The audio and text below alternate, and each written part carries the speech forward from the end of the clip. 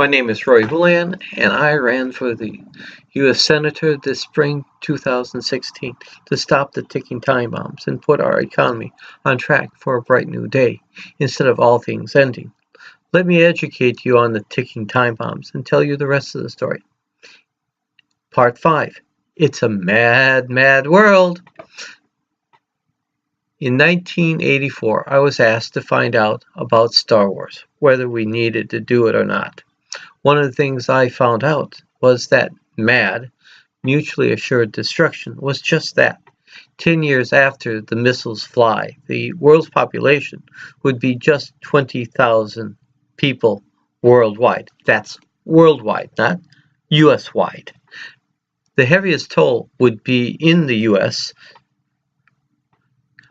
Only a few hundred folks would survive. Understand, we had both Russia and China aiming their missiles at us. One of the main contributing factors would be that, depending on the state, 80 to 96% of the incarcerated population would survive a nuclear attack. Reason? Placed in rural, out-of-the-way places and in fortified buildings. They would survive, but the society that supported these places would be gone. The incarcerated population would be released into a recovering population, ill-equipped to handle the hordes of gangs, robbers, rapists, killers, and murderers. Good folks would be at their weakest, and the bad folks would be fresh and strong. Evil would rule, just as in the Bible. Donald Trump showed tapes of hordes of Mexicans crossing our borders, which was another country, to scare folks of the threat that Mexicans and Syrians pose to our country. But we don't have to worry about hordes coming into the U.S. to terrorize you good folks. We have a much bigger ticking time bomb under our noses. Last year, the U.S. spent over $200 billion incarcerating folks. Give you a perspective, the VA's budget was last year $180 billion, and we have millions of veterans. Most of this population is in state and local jails, creating a huge shrink issue for state and local governments. Many states are at the breaking point. Jails or schools.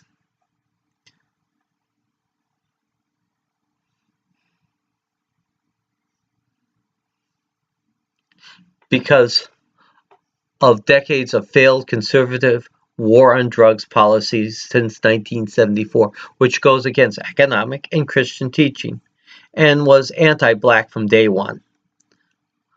When is it ever good to make the bad guys rich? If prohibition failed, why wouldn't the war on drugs also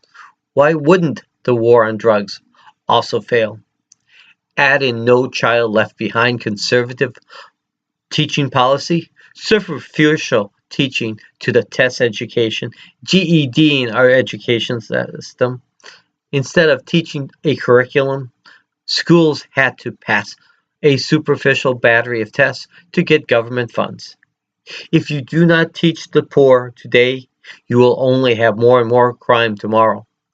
But the conservative Randy and Rich did get richer, who invested in the tests, guns, private schools, and private jails. And as they get richer and richer, they laugh more and more at you folks. If you want to know what our society will be like, all you have to do is look at the Congo today. Gangs of ISIL run the place, kill and enslave the good men, and rape the enslaved good women. I see that as our conservatively planned future, and so does the Bible, like in John. There are those that want an evil to reign future, because they will be powerful, and you good folks will be their slaves. Did you know that Ayn Rand wrote a book titled The Virtue of Selfishness? Isn't that greed is good? Where is that in the Bible? I can't find it. And in 1974, at West Point, Ayn Rand announced her plan to destroy Christianity and moderates. And guess what? Randians have followed it since. Did any of you notice that in 2004, the RNC, Republican National Party, symbols had their stars turned from heaven down to point to hell? Is the RNC symbol surrounded by satanic symbols?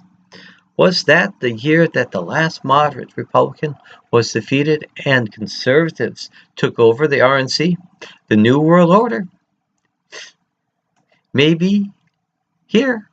Folks, most folks could care less about Wall Street or Washington. I ran to stop the ticking time bombs facing our country. I know that none of the candidates running for president are your choice. Why we have these candidates instead of your choice is what this series tries to explain. You now know the playing field and the players and the Randy and Rich planned future. The question is, this presidential and every election, who are for the killers and who are for the murderers? We need to vote for the killers, not the murderers, because each clearly is for one. And which group is best for us hardworking folks? The Archie Bunkers and the Meatheads. My name is Rory Houlihan, and you have a good and blessed day. Bye.